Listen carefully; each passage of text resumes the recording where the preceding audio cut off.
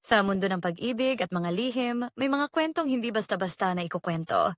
Pero dito, ibabahagi namin sa inyo, Welcome to Filipino Romance Chronicles, ang tahanan ng mga kwentong puno ng pagmamahal, tukso at pagtataksil. Handa na ba kayong sumilip sa isang kwento ng matinding damdamin at hindi mapigilang pagnanasa? Simulan na natin ang kwento. Hi mga tagapakinig! Ako nga pala si Jomar, 20 anyos, at may kwento akong matagal ko nang tinatago. Hindi ko alam kung kasalanan ba ang lahat ng to o ako lang ang nagpadala sa tukso. Pero isang bagay ang sigurado, nagsimula ang lahat sa isang butas sa pader. Hindi ko intensyong makisilip. Hindi ko intensyong maramdaman yon. Pero minsan, kahit gaano natin gustong umiwas, may mga tukso talagang kusang dumadating. Makinig kayo. Baka tulad ko, may mga lihim din kayong tinatago. Siksikan ang bahay namin, yung parang isang hakbang lang, kusina na. Isang hakbang pa, kwarto na. Maliit lang talaga. Sa isang sulok ng dingding, napansin ko dati pa ang maliit na butas. Parang tinusok lang ng ballpen, pero sapat na para makita kung ano man ang nasa kabilang kwarto. Hindi ko naman binigyang pansin noon. Hanggang isang gabi, nagwalis ako malapit sa kwarto ni na Papa at Mama Lisa, ang stepmother ko. Tahimik ang paligid, patay na ang ilaw sa labas. Pero sa loob, may naririnig akong kakaibang ingay. Mahina lang. May kaluskos, may hinga, mabagal, at dahan-dahang lumalalim. Hindi ko alam kung anong pumasok sa isip ko, pero lumapit ako. Siguro dahil sa kuryosidad, o baka dahil may parte ng utak kong gusto ng ibang uri ng karanasan. Hindi ko na matandaan kung alin doon. At doon, sa butas na matagal nang nandun, sumilip ako. Nagulat ako sa nakita ko. Si Mama Lisa. Nakaupo sa ibabaw ni Papa. Nakapikit siya habang mabagal na gumagalaw ang katawan niya. Parang may sarili silang mundo na ako lang ang nakakakita. Hindi ko maipaliwanag ang naramdaman ko. Nanigas ang katawan ko. Pero hindi dahil sa kaba. May kung anong sensasyon sa dibdib ko na gumapang pababa. Ayokong tumingin. Pero hindi ko rin magawang tumigil, bawat galaw ni Mama Lisa, bawat pag-ikot ng bewang niya, parang may kung anong init na gumagapang sa katawan ko. Ang mga impit na hinga nila, kahit hindi ko maintindihan ng buo, sapat na para magpabilis sa pagtibok ng puso ko. At dun ko naramdaman, unti-unting tumayo ang nasa gitna ng hita ko. Pinikit ko ang mga mata ko, pero nananatili sa isipan ko ang imahe niya. Ang balat niyang kumikintab, ang ekspresyon sa mukha niya na parang nasa langit. Nanginginig ang kamay ko habang hinahaplos ko ang sarili ko. Hindi ko na malayang pinapaligaya ko na pala ang sarili ko habang pinapanood sila. Walang tunog. Walang galaw. Ako lang, sa madilim na sulok ng bahay. Habang patuloy ang eksena sa kabilang kwarto. At sa dulo ng gabi, habang nilalabasan ako sa sarili kong kamay, isa lang ang laman ng isip ko. Hindi si Papa, hindi ang pagkakasala, kundi si Mama Lisa. At ang init na hindi ko na mapigilan simula nun. Simula nang makita ko sina Papa at Mama Lisa, hindi na ako mapakali. Parang may bumangon na kung anong damdamin sa loob ko na hindi ko na kayang kontrolin. Araw-araw kaming nagkikita ni Mama Lisa. Pero ngayon, hindi na siya basta stepmother lang sa paningin ko. Tuwing dumadaan siya sa harap ko na nakaduster lang, hindi ko maiwasang mapatingin sa makinis niyang legs, sa balikat niyang tinatamaan ng liwanag, sa leeg niya kapag bagong ligo. At ang amoy niya, amoy sabon, amoy malinis, pero may halong kakaibang halimuyak na hindi ko maipaliwanag. Sa bawat hakbang niya, parang may init na gumagapang sa katawan ko. Pinipilit kong umiwas ng tingin, pero ang katawan ko may sariling isip. Isang araw, habang kumakain kami ng hapunan, napatingin siya sa akin. Hindi yung normal na tingin lang, tumagal ang tingin niya. Diretsyong nakatitig sa mata ko, parang may sinasabi, pero hindi binibigkas. Hindi ako makakain. Para akong kinukuryente. Pagsapit ng gabi, hindi ko na alam kung ano bang nararamdaman ko, kaba ba o pagnanasa. Gusto ko siyang iwasan, Pero mas gusto ko siyang titigan. Tahimik ang gabi, patay na ang ilaw sa sala. Pumasok ako sa banyo para sana pakalmahin ang katawan ko. Binuksan ko ang shower at bumulwak ang malamig na tubig sa katawan ko. Pero kahit ganon, hindi matanggal ang init sa loob ko. Nakapikit akong nakasandal sa pader, hinihintay na mawala ang nararamdaman ko. Pero hindi. Sa bawat pagdaloy ng tubig sa balat ko, mas lalo kong naaalala yung gabing sumilip ako sa butas ng pader. Yung ekspresyon sa mukha ni Mama Lisa, ang galaw ng katawan niya, ang tunog ng bawat hinga niya. Bumilis ang paghinga ko. Ang kamay ko dahan-dahang gumalaw, hindi ko na kayang pigilan pa. Sa loob ng banyo, sa ilalim ng malamig na tubig, hinayaan ko ang sarili ko. Iniisip ko siya.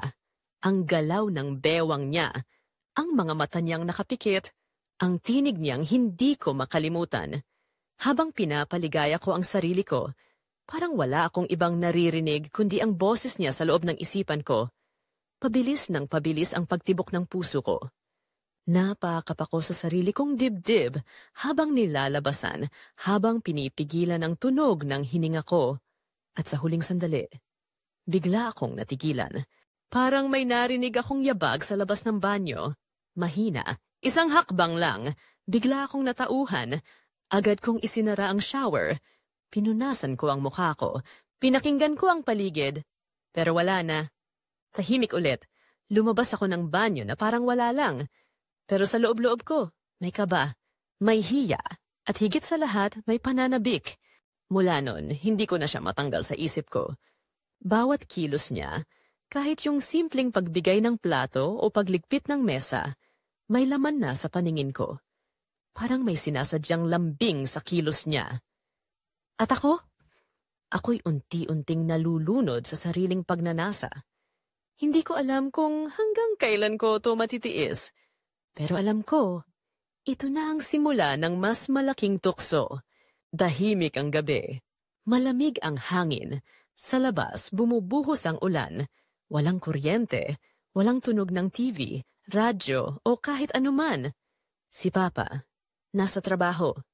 Kami lang ni Mama Lisa ang naiwan sa bahay. Mula pa kanina, nararamdaman ko na ang tensyon.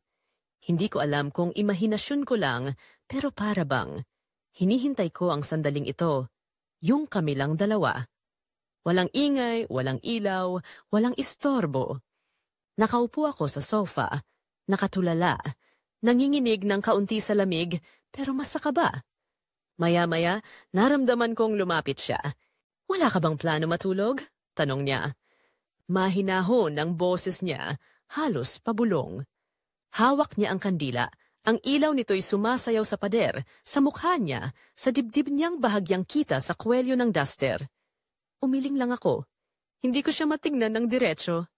Pero nararamdaman ko ang init ng katawan niya kahit hindi kami magkadikit. Umupo siya sa tabi ko, masyadong malapit. Ang kandila inilapag niya sa mesa, at ang liwanag tumutok sa pagitan naming dalawa. Nagkuwentuhan kami tungkol sa ulan, sa pagkain kanina, sa simpleng bagay, pero ramdam ko may kakaiba sa pagitan ng bawat salita, sa pagitan ng bawat titig, sa pagitan ng bawat katahimikan. Huminga siya ng malalim. Para bang may gustong sabihin pero pinipigilan. Ako naman, pinapakalma ang sarili kong puso sa sobrang kaba.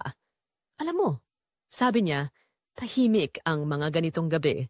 Pero minsan, sa sobrang tahimik, dun mo naririnig ang totoo mong nararamdaman. Bigla kong naramdaman ang kamay niya. Parang dahan-dahang lumapat sa hita ko. Hindi siya tumingin. Tuloy lang sa pagkukuwento na parang walang ginagawa. Pero ang palad niya, naroon, mainit, mabigat. Nakababad lang sa hita ko na parang sinasadyang huwag tanggalin. Hindi rin ako kumibo. Natigilan ako. Parang pinako ang katawan ko sa kinauupuan. Hindi ko alam kung anong dapat gawin. Parang tumigil ang oras. Tumingin siya sa kandila, sa pinto at sa akin. At doon ko naramdaman, gumalaw ang kamay niya, dahan-dahan, pataas, paunti-unti. Parang sinusukat kung hanggang saan niya ako kayang dalhin. Ang dibdib ko, bumibilis ang galaw. Pinipigilan kong huminga ng malakas. Pinipilit kong huwag magpakita ng kahit anong reaksyon. Pero ang katawan ko, nagtaksil. Ramdam ko ang pagtigas sa loob ng shorts ko at alam kong nararamdaman niya rin yon. Tumingin siya sa akin, hindi na yung maamong tingin na parang nanay. Iba na. May apoy, may tanong, may tukso. Wala namang makakaalam. 'Di ba? Tanong niya. Halos hindi ko marinig, pero sapat para yumanig ang mundo ko. Gusto ko siyang yakapin. Halikan, ipaglaban ang nararamdaman ko. Pero nanatili akong nakaupo. Parang bata sa harap ng apoy, nalulunod sa init pero ayaw masunog. Tumagal kami sa ganong posisyon. Kapwa humihinga ng mabagal pero malalim. Hindi na niya inalis ang kamay niya. Nakapatong pa rin. Parang pinapaalala sa akin na narito siya. Nararamdaman ko siya. At kung gugustuhin ko, baka pwede. Pero hindi ako gumalaw. At siya, hindi rin. Walang nangyari sa gabing yon. Pero sa loob-loob ko, alam kong may nangyaring malaki. Isang pader ang nabasag. Isang hangganan ang nalampasan. At ngayon, wala na kaming babalikan pa. Umuulan pa rin. Pero mas tahimik na ang paligid at mas maingay na ang isip ko. Tinitigan ko ang kandilang unti-unting nauupos. At sa apoy nito, nakita ko ang refleksyon naming dalawa. Tahimik lang, pero puno ng ingay na hindi kailaman mabibigkas. Tahimik ang buong bahay. Hindi ko na alam kung anong oras na. Basta ang alam ko, hindi kami makatulog ni Mama Lisa. Ang ulan ay tila humina na, pero ang pagtibok ng puso ko parang ayaw pa ring tumigil. Walang ni isang kaluskos. Wala ring salita mula sa kanya.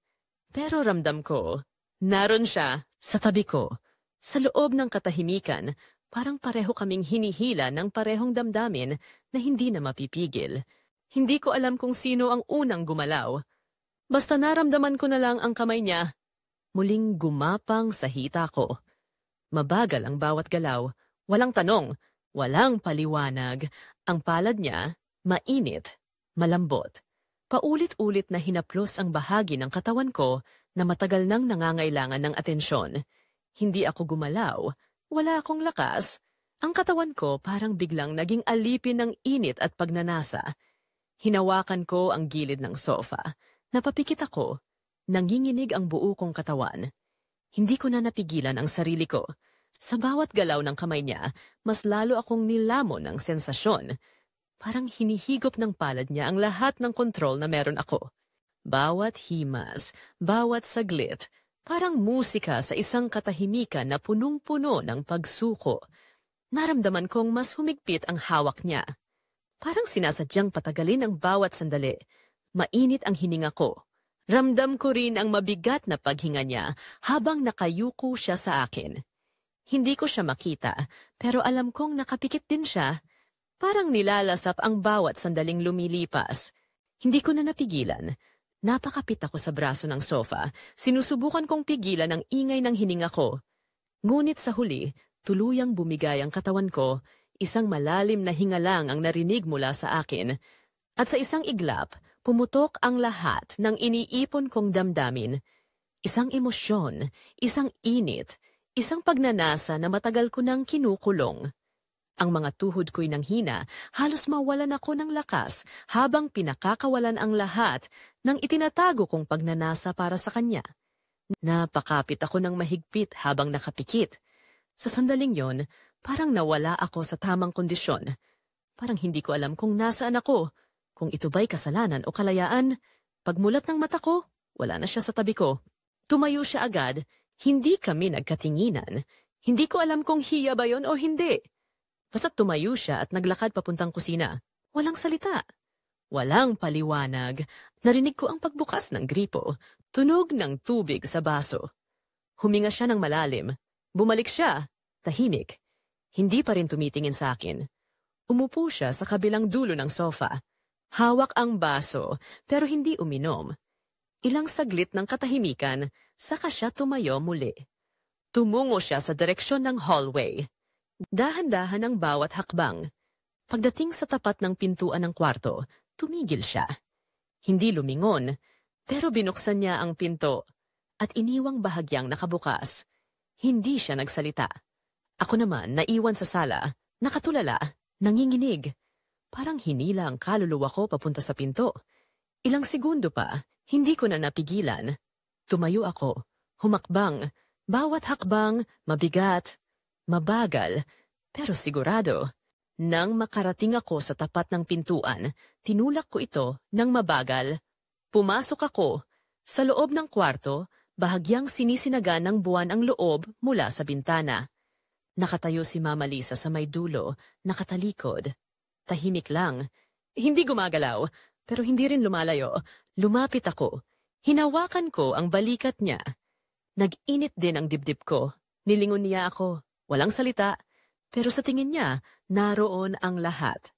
At sa katahimikan ng gabing yon, habang patuloy ang pag-ambon sa labas, nagsimula ang sandaling hindi na mabubura. Walang pasabi, lumapit siya. Napalapit ako. Magkadikit na ang aming hininga. At sa loob ng ilang segundo, isang halik ang nangyari. Mabagal, maingat. Parang bawat sandali pinipilit naming pigilan ang mundo na umikot. Pero wala nang makakapigil. Ang halik niya'y puno ng pagbitaw. Hindi nagmamadali. Pero may lalim na kayang sirain ang lahat ng paninindigan. Naramdaman ko ang mga daliri niya sa batok ko. Ang paghaplos niya sa leeg ko. Napapikit ako. Huminga ng malalim. At doon, tuluyan na kaming bumigay. Bumagsak kami sa kama, magkayakap, magkadikit ang balat. Ang bawat galaw, mabagal pero may init, naririnig ko ang pagtibok ng puso niya sa dibdib ko. Ramdam ko ang bawat paghaplos ng palad niya sa likod ko. Hindi ito imahinasyon. Totoo ito. At yon ang mas nakakatakot. Dumampi ang halik niya sa leeg at balikat ko, at gumanti ako ng halik na puno ng pananabik. Habang bumubuhos ang ulan sa labas, mabagal kong hinaplos ang kanyang mga hita. Dahan-dahan kong hinanap ang sentro ng kanyang init. Ang bawat galaw ko'y naging mas matapang habang naririnig ko ang pagdaing niyang may halong pagpipigil at pagbitaw. Napakapit siya sa akin, pumikit, at pinakawala ng sarili sa sensasyong matagal na niyang kinikimkim. Sa bawat sandaling lumilipas, lalo kong naramdaman kung gaano kami katagal nagtago. Kung gaano namin kinulong ang sarili naming damdamin. Hindi kami nagsalita. Walang pangalan, walang relasyon. Ang natira lang ay kami sa gabing iyon. Sa kwartong iyon kung saan wala kaming ibang pinuntahan kundi ang isa't isa. Nagtagal kami sa gitna ng dilim. Humihinga, gumagalaw, sumasabay sa ritmo ng katahimikan. Sa bawat pagdikit ng katawan niya sa akin, para akong dahan-dahang nawawala, pero sabay napupuno. Sa bawat paghaplos ko sa buhok niya, sa leeg, sa likod, naramdaman ko ang pagbitaw sa lahat ng guilt at kaba. Walang ibang naroon kundi siya. At ako. At ang sandali, pareho kaming nakahiga, nakatingin sa kawalan. Walang saplot ang katawan, mas lantad ang damdamin. Tumagilid siya, bumangon, isinuot ang duster, walang tiningnan. Pumunta siya sa bintana at binuksan ito ng bahagya. Pumasok ang malamig na hangin. Tila iyon ang nagpabalik sa amin sa realidad. Akala ko magiging masaya ako, sabi niya. Pero bakit parang hindi ako mapalagay? Hindi ako sumagot. Tiningnan ko lang siya. Sa loob-loob ko, gusto kong yakapin siya. Sabihing tama lang lahat. Pero hindi ko rin alam kung kaya kong paniwalaan yon. Lumingon siya, hindi sa akin, kundi sa kama. Huwag ka nang lumapit sa akin, Jomar. Mahinang sabi niya, na halos hindi ko na marinig sa lakas ng pagtibok ng puso ko. Nanatili akong nakaupo. Walang salitang lumabas sa bibig ko. Hindi ito pagmamahal, dagdag niya. Gusto lang natin mapunan yung kulang sa atin. Pero hindi ito ang sagot. Hindi ko alam kung anong naramdaman ko noon. Inis ba? Lungkot? O isang uri ng pagkatalo? Pero alam kong tama siya. Sa bawat saglit na magkahawak ang katawan namin, parang unti-unti rin niyang tinatanggal ang sarili ko mula sa akin. Tumalikod siya, lumabas ng kwarto. Naiwan ako roon, nakahiga. Mag-isa, tumingin ako sa bintana. Wala na ang ulan, tahimik ang paligid, pero ang loob ko, parang binagyo. Sa sobrang dami ng tanong sa isipan ko, napahawak ako sa unan niya. Amoy pa rin niya. Naroon pa rin ang init niya, Pero wala na siya. Bakit ako pumayag? Tanong ko sa sarili. Bakit hindi ko siya pinigilan nung gusto niyang umalis? Siguro dahil alam ko, hindi talaga kami para sa isa't isa. Na kahit ilang gabi pa kaming magsama, hindi nito mababago ang katotohanang bawal kami. At alam naming pareho na hindi ito tama. Akala ko noon, kapag nakuha ko siya, titigil na ang init sa dibdib ko. Pero mas lalo akong nawasak. Mas lalo akong nauhaw. Hindi ko alam kung minahal ko ba talaga siya o gusto ko lang maramdaman na may tao na pumili sa akin kahit bawal. Sa buhay, may mga bagay na akala natin makakapagpasaya sa atin, pero pag nakuha na natin, saka natin mararamdaman ang bigat na kasama nito. Hindi ko alam kung kailan ko makakalimutan ang gabing ito. Baka hindi ko na talaga makalimutan. Dahil minsan, isang sandali lang ang kailangan para mabago ang buong pagkatao mo. Para sa inyo, may sandali bang hindi nyo rin makalimutan? Isang gabing akala nyo'y tama, pero ang iniwan ay tanong, hindi sagot? Naranasan nyo na rin ba ang mga sandaling inakala ninyong masaya? Pero sa huli katahimikan at lungkot lang ang naiwan sa inyo. May mga tukso na parang biyaya.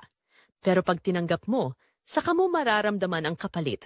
Ako si Jomar, at ito ang sandaling hindi ko na makakalimutan habang buhay. Maraming salamat sa pakikinig. Hanggang sa susunod. Hey guys! Thanks for watching hanggang dulo. Sana na-enjoy niyo ang kwento natin today. Kung bitin ka at gusto mo pang makarinig ng mas marami pang kwentong puno ng drama, pag-ibig at lihim, make sure to like, comment at subscribe para updated ka sa mga susunod naming istorya. May gusto ka bang plot twist o kwento na gusto mong marinig? Comment down below. Baka ikaw na ang next inspiration namin. Salamat sa suporta mga ka-FRC. See you in the next story. Stay tuned and take care always.